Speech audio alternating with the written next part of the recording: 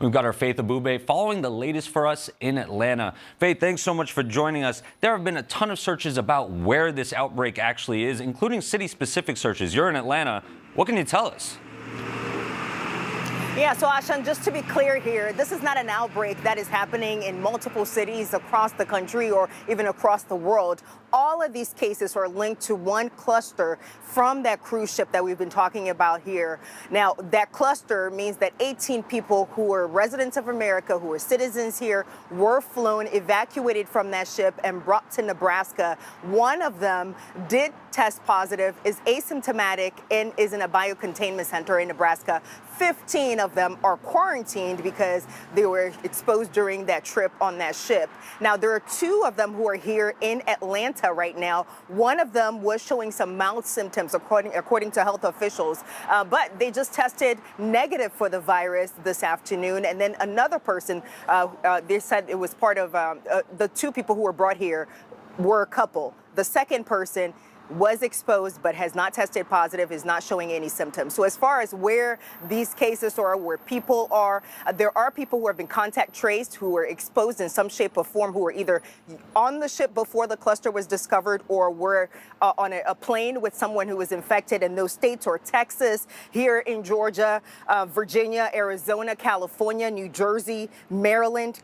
And just in the last hour or so, we learned that there are people who were exposed during air travel in Kansas and Washington State, Ashan. Yeah, I think it's so important to make that distinction that this is not an outbreak. So thank you for clarifying that. But Faith, just how many confirmed cases do we actually know that there are? So right now, there are 11 likely cases. That is what the World Health Organization is going with. They do stress that we're not at the brink of a larger outbreak. As of now, it seems that everything is contained. They are contact tracing in terms of people who were infected and flew and perhaps exposed other people to the virus. But again, only people who were actually on that ship have been among those who have been sick, Ashan. And Faith, we're seeing a ton of searches where people are just wondering, how easy is it to actually get Hantavirus? What are we hearing from health officials?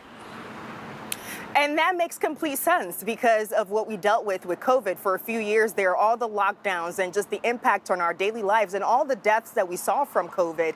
People are scarred, and rightly so. And so they've been searching about this virus. And what health officials are saying right now is that this is not an airborne virus. It's not easily transmissible as COVID-19 was or is. And so this is something that you can get if you're in close contact with someone who's actually exhibiting symptoms. And so that is very, very important to share with our viewers this afternoon, Ashan. No, it's definitely good to know. And Faith, before I let you go, we're seeing a ton of searches where people are wondering what's going on with the Hantavirus in France. How are they actually dealing with it?